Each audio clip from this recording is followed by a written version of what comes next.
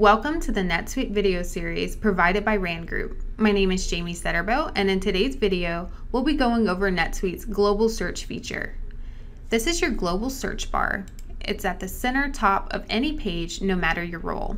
You can enter keywords to find records anywhere in your account data. For best results, your keywords should be between 3 and 32 characters long. Anything longer than that is ignored. To narrow search results to records of a single type, you can use search prefixes. Just type in the first few letters of the record type you are searching for, followed by a colon. For example, we can type cells, colon, to search for sales orders that contain our keywords.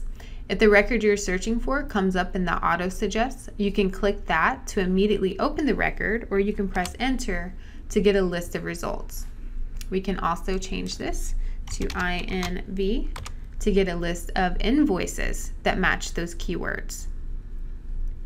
We can also type CUS for a list of customers that contain our keyword, or we can change this to EMP to return only employee records.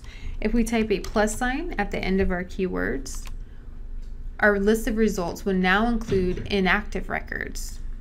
You can use the OR operator to bring up records with either of the keywords that you choose.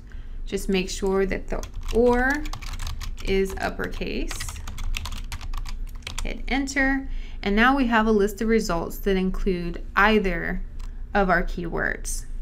This should get you started with using the incredibly useful global search feature in NetSuite. Thank you for viewing this video provided by Rand Group. If you have any questions or would like more information about NetSuite, feel free to contact us.